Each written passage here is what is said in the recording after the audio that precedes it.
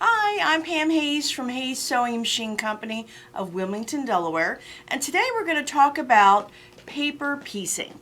And this is by machine and it's paper piecing, not English paper piecing, because we're going to do it by machine. Now, a couple things to be aware of to help you get, what you need to do paper piecing. If I'm going to take something from a book, and the book that I'm working with today is an awesome one. It's going to give you, it's called Learn Paper Piecing by Nancy Mahoney, and she's going to give you nice step-by-step instructions in the beginning. But basically, the one I'm going to work with today is this guy. Now, for me, the paper, or how do I get this basically on a piece of paper, is I take it to my printer. Okay, so you'll see that it has the image for you. And what I go and use is I like paper solving. Paper solving is great. It's an 8.5 by 11 sheet of paper. It'll rip away, or as soon as you wash it, it's gone. Can't beat it. Does a nice job. The only thing I'll do for the paper solving is I tend to do one sheet at a time. That's the only thing and that's what you're going to get when you're doing the paper, and so you can cut it down to whatever size you need. The one that I'm going to do today, that's what we're going to do. So that's two of them. That's what we're going to end up with. So I'm going to have a 4-patch when I'm done. All right. Now, the key to working with this is you need a straight stitch, obviously, on your machine.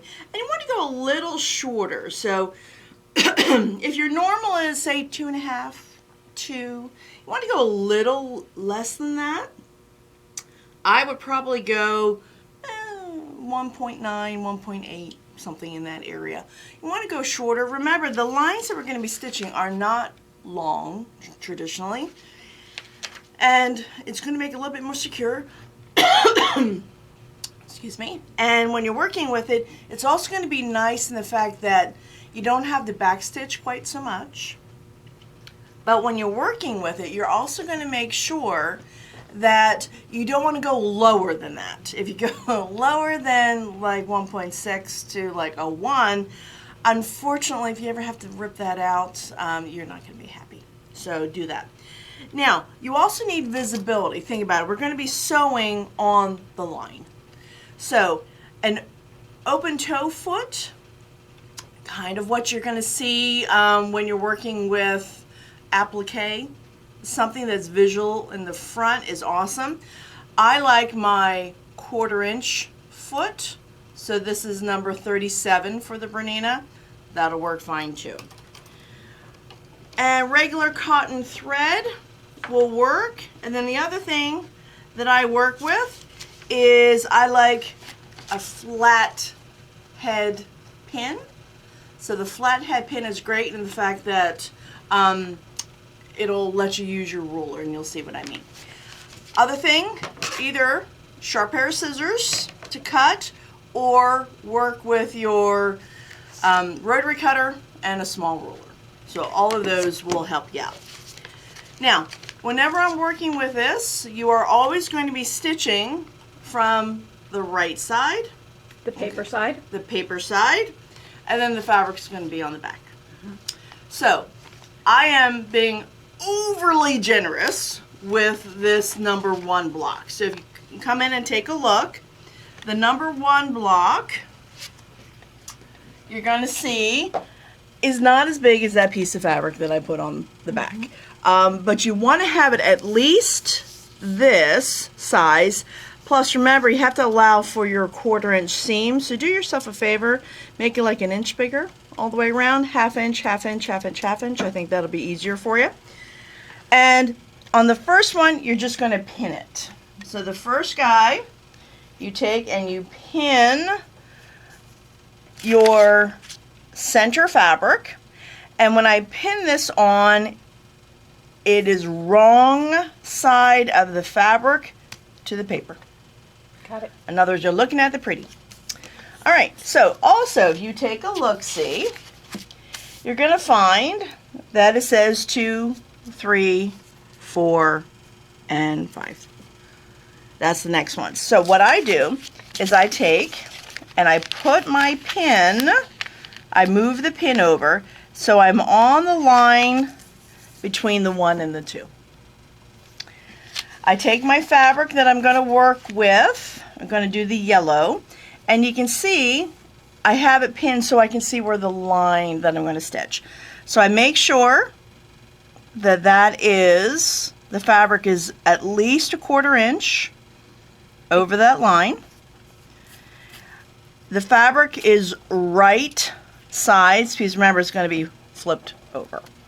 Alright, so now at this point we're going to take and we're going to stitch.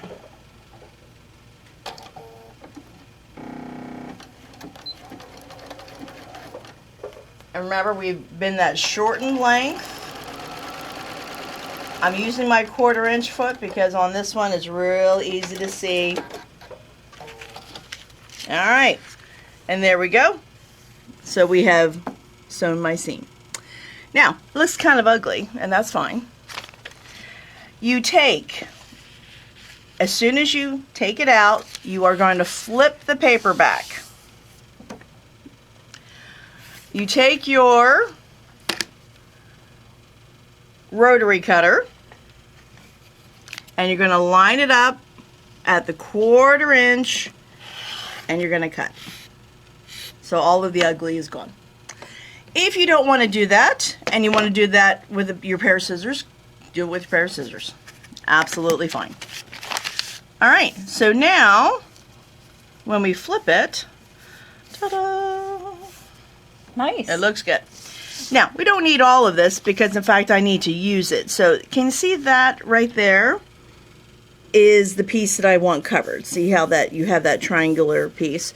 So, I bring it over and I kind of put my finger where I need to be and I'm going to make it bigger. Alright? Now, I don't like that it's flapping around because what's going to happen is notoriously it'll get caught somewhere. So I then go over to the iron and I give it a press. Alright, start with the next one. This is not a time to get creative with your numbers. Okay, we started out with 1. Use your basic math skills. Basic math skills. We're going to do number 2, or we've done number 2, we're doing number 3. So again, I put my pin right where that mark is, flip it over, that way you can see it, line it up, 1/4 inch over the edge, and there I go.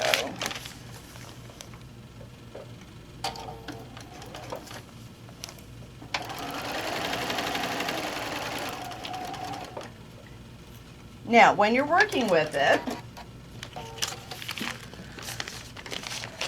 it'll vary a little bit. See, this one was a little bit more.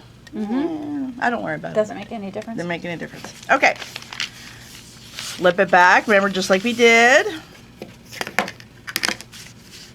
1/4 inch. Trim off all the extras.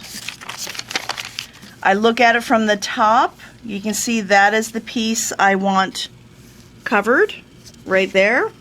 So I put my fabric and I know then I need to trim some up. Okay.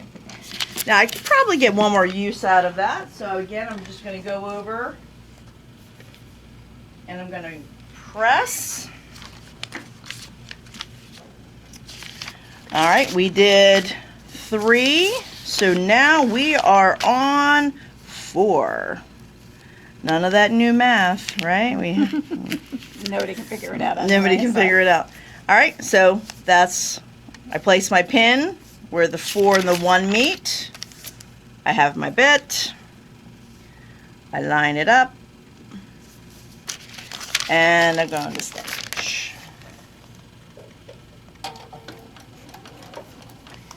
Your choice as to whether you do it one block at a time, like I'm doing this one because it's my final block, or whether you do it assembly line. Totally your choice. Alrighty. So again, on this one, I can see that that's going to be my final piece. Mm-hmm.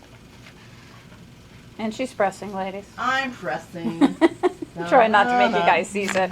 All right. Now, I don't pre-cut my fabrics. Okay, so you see how I just have a big blob of the fabric. So how do I know? How do I know how big to cut this? Real simple. All right, if you take a look, this is the line that we're doing next. All right. So I could cut it just that width. Could absolutely do that. However, take a look. In the sample, I'm also using the yellow further along. Mm-hmm. So what I would recommend doing, look at this length. If you're going to be doing a bigger piece, and I line it up. Okay, take my fabric. Now this one here, remember, it's going to be at the end, so I need to allow for seam allowance and a little bit of a good measure there. Snip it and tear it. I'm not a big fan of snipping and tearing, but for this, it's very applicable. All right. So yes, this is going to be way big for number 5, but because I'm using it in my block further along, it'll be just fine. All right. So again, we're going to take, flip it over again. You'll see my line, and you see how the block is starting to take shape? Line it up, just the raw edge, just covering, and then we're going to stitch. Paper piecing is not really going to be faster way of doing stuff. It's just really accurate. Because I don't know about you, but would you want to have to cut out templates for all of these weird shapes? And all of those weird shapes would be on the bias. Yep. So I'm not a big fan of doing a lot of stretching going on. A lot of stretching going on. All right, so you can see again, I have my piece here. Flip it back, line it up, and then cut all my other bits. Now, this is also, I have some people say, well, I would save that piece. Good for you.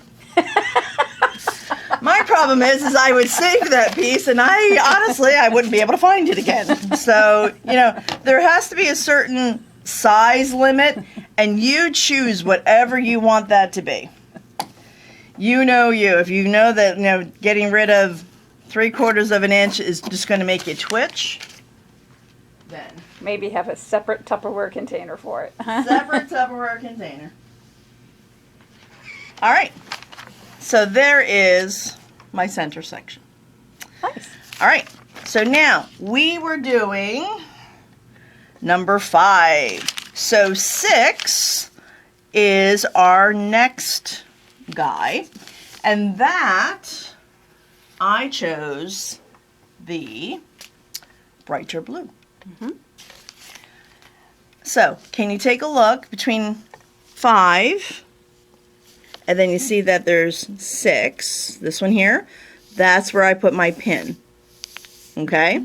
So that's where I'm going to be going. Line it up, and again, remember, extending it over top, lining it up. And do you try and go a true quarter, or are you just like close is good enough? I probably, so I don't have to unpick anything on camera, I would probably go 1/2 inch. Okay. 3/8. Give yourself a little bit more. Yeah, give yourself a little bit of extra. And Now, would you recommend that for anybody that's just learning paper yeah. piecing? Obviously, as you go further along, can get it you snug. can get snugger as you go. Yep. All right. Remember, we stitched. We're then going to take said bit, line it up, and we're good. Flip it over. Now this one, see how this one's bigger. See how this one is that taller section. So again, I put my finger. It needs to be at least to there, but I like to give myself a little healthy. Okay. We press this. And it's funny, every time I do paper piecing, the first block always takes the longest. I was doing this at home and I timed it, which I don't normally do. It took me a half hour to get the rhythm of it, to get it all done and all complete. And in 40 minutes, I was able to do the next two. So, it will get faster.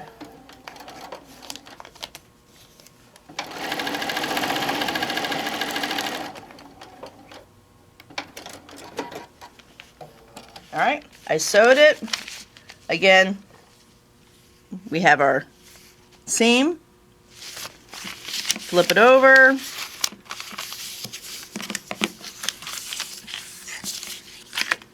Quarter-inch seam. Get rid of all the extra. There is my piece. I put my finger down, and then I'm going to take and cut it bigger. Give it a press.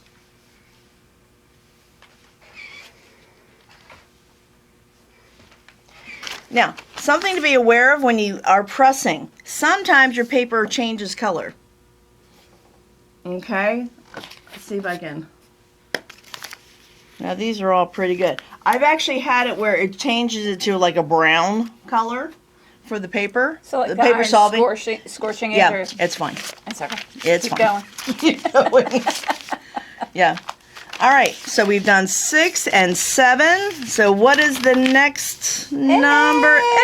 8. Well done. All right, so there's my line for 8. Flip it over. And one of the things I like about doing the pin this way, if for some reason you find your pin over here, you know, check your numbers. Okay, gotcha. That's all I have to say. Makes sense. All right, so we line it up. Scooch it over a little bit. Yeah, if you find you're really off, then I would check to see where you laid it. Now, one of the reasons I also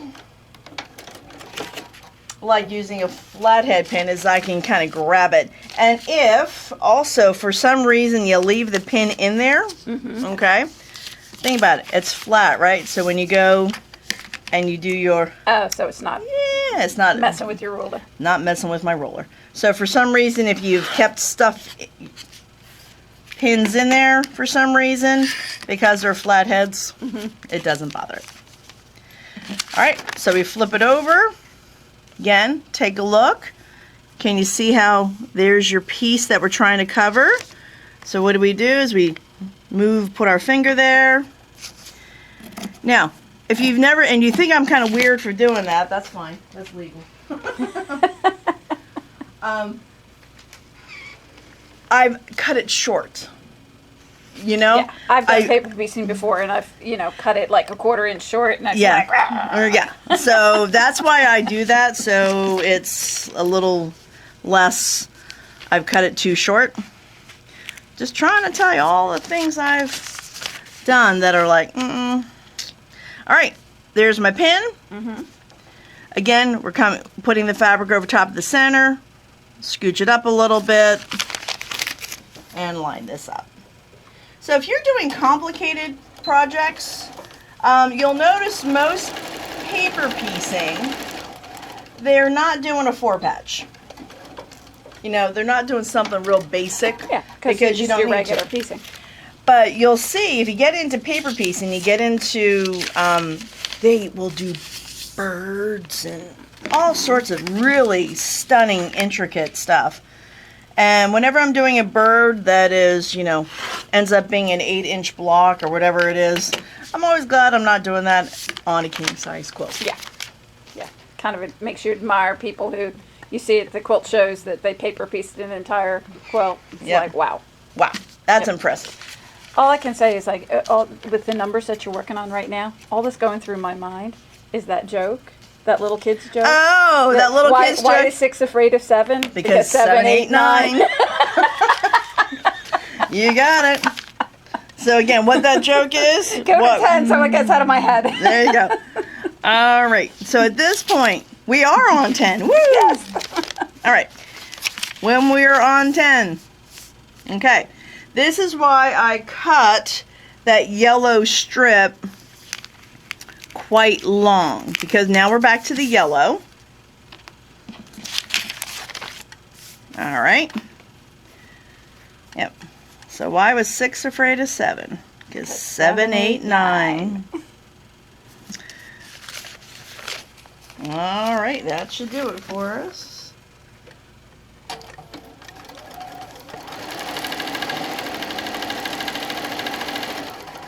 I'm going maybe 1 stitch over. You know, a couple stitches over. You don't need to go a huge amount over. Flip it back. Grab your ruler. Cut off all the extra. Alright, now this one, see how it's fairly big, and remember it's going to also have some of your seam allowance for the edge, so make sure you allow for that.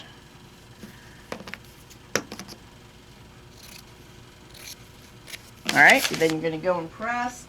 Sometimes people will finger press it, and that's fine for, you know, they'll like press it real hard with their fingers.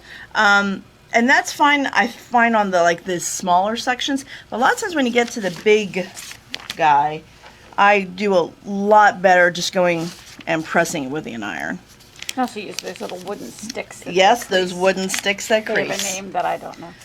The wooden sticks that crease. It's a bit wordy though, isn't it? It's hard to market. It's hard to market, yes. All right, pin over the edge. You should start to see a repetitiveness of this if you're when you're watching.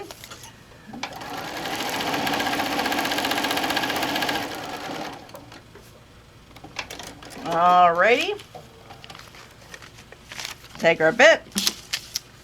Piece. Remember, we flip it back.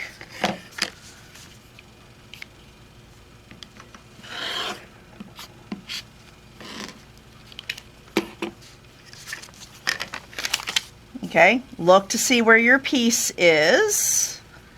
It's there, plus seam allowance. Like I said, I always would rather cut a little extra than have to unpick. Not that that would ever happen. No. Never us, no. Alright, so we've done 10 and 11, and now we're doing 12. Now I gotta say, Pam, I have done paper piecing, and I have seen directions of lots of different paper piece people that do paper piecing, that design it. But I have never seen in directions to put the pin on the line, which is genius, because usually Yeah, that I'm way like you know. trying to put the block up to the light so I can see through it, which is sometimes challenging if you've got darker fabric. Yeah. I like putting So- the pin in it just so I can see it.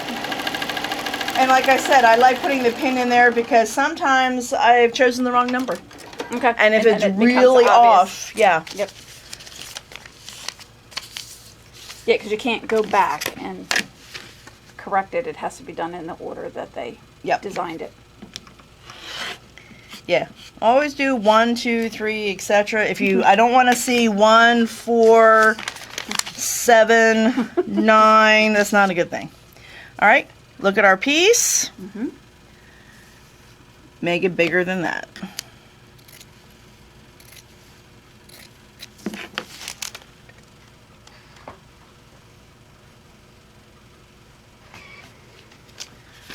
All right, line it up again on 13. Flip it over. There's our pin, 1/4 inch above that.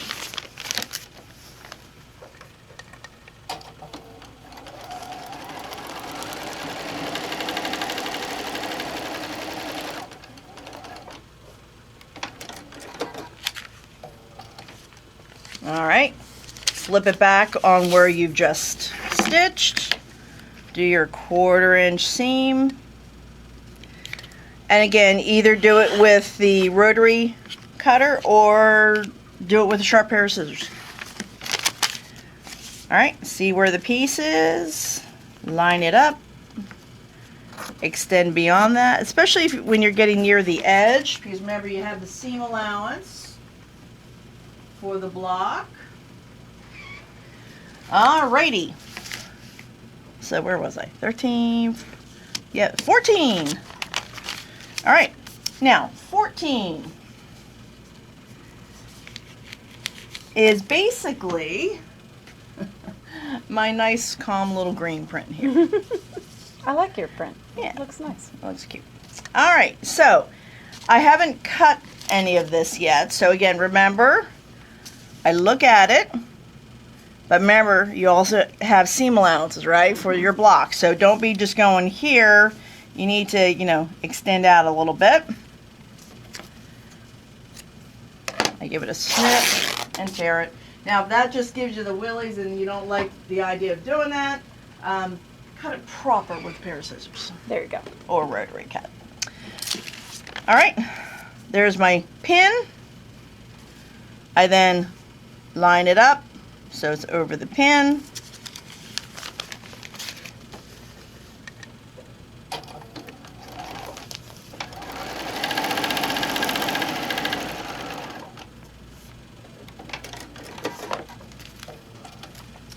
All right, looks good. Fold it back. Line it up at your 1/4 inch. Cut it across. Flip it over. Okay, now this guy, remember, we're all the way out here at least. Because remember, you have to allow for the seam where we're going to cut, right? So, don't shortchange yourself now. We're doing so well.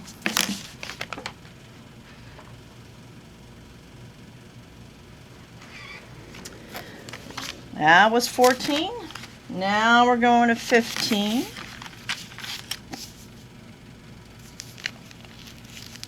Okay, pin in where the 15 line is.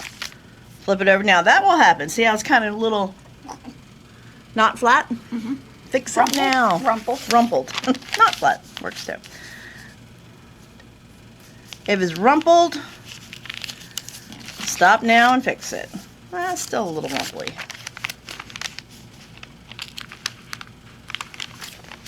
There you go. Like that better. Take, line it up.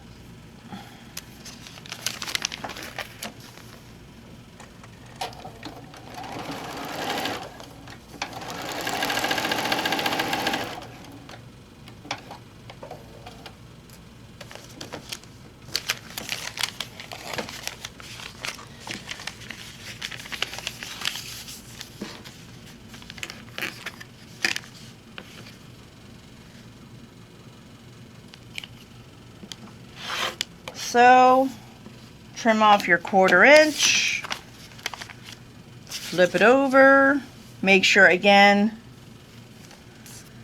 you are lining up. Now the fabric choices that I tend to work with, I'm not a big fan of stripes, especially when you're first learning how to do this, because I don't know about you, but if the stripe isn't lining up with the seam, it's a little off. Sometimes that can kind of bother my eye anyway. So I'm a fan of either solids or things that read like solids, or all over prints. I find that works the best. Because this is supposed to be fun. Isn't that the truth?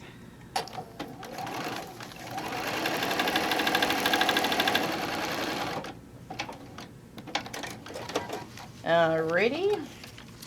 Again, flip it back. 1/4 inch. Thank you.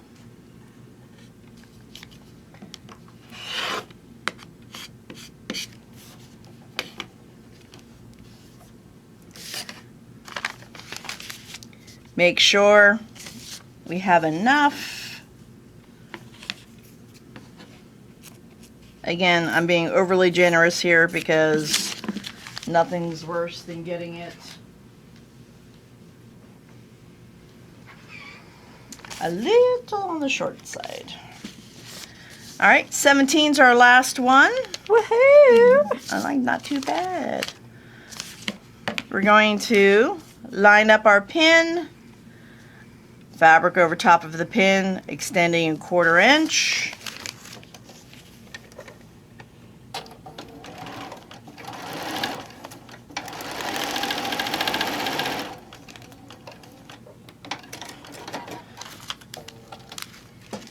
All right, looks good. We flip it over, 1/4 inch.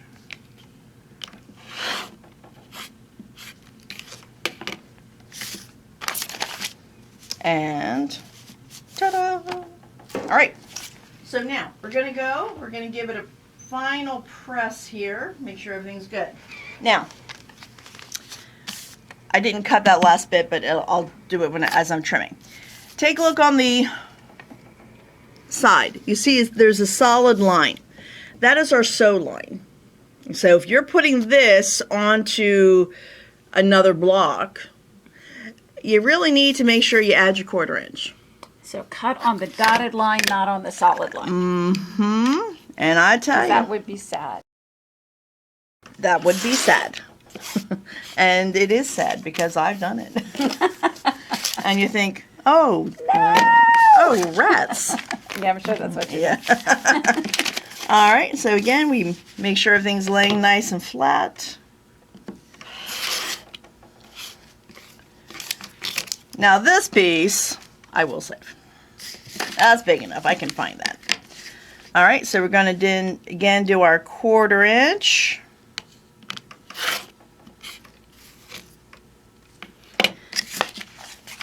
And then we're going to do the same thing on the other side. So I'm actually cutting on that dotted line.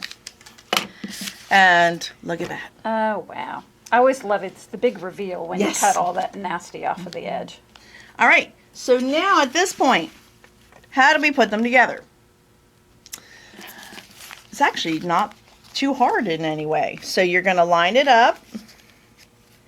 And we're going to... You notice I've kept the paper on. There's a reason for that, because you don't want things to stretch strangely. All right, I'm trying to get that lined up. That looks pretty good. All right, clips work really well, anything like that.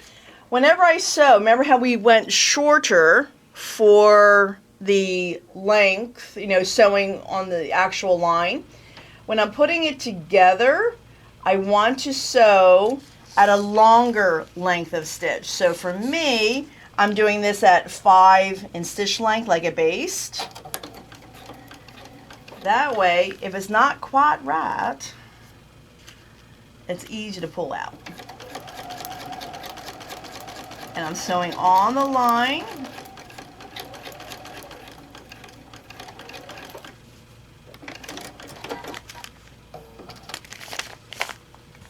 And I would probably redo that again. See how they're not too bad, but there isn't. So if I go, and that's why I would line it up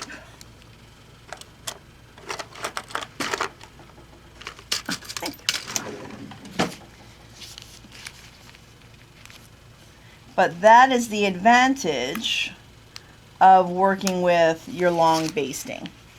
Because if it isn't quite what you had in mind, you can pick it out again. Now, when you're working with it, if you don't want to have to cut all the way, unpick it, even though it's a baste, all you have to do is, when we're working with it, I'm going to focus on this center section. I find that's where the issue was. And we're going to make sure that they are lined up proper. I don't dare say this out loud. I know. But could you do a quilt tack? You could. You could do a quilt tack, and that's what I'm going to do. Okay. Makes Loretta feel better. Oh, I am justified. I am vindicated. Vindicated. All right, so we're going to line this up. Now, it is going to be a bit bulky because you have so many seams coming down in that one section. So just be a little patient with it.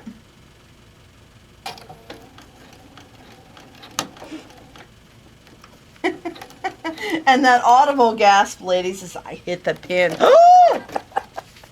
I'll change the needle, I promise. And looking good. All right, and I'll be right back. All right, now we have all 4 of our blocks sewn together. Isn't that going to be gorgeous? I think I'm going to incorporate this into a bag. I thought that would be kind of a nice thing to do. I've also in the past, especially if you're just trying out a block and you want to see whether you like it, I'll put borders on it and it makes a great pillow. So it does a nice job. All right, see you next time.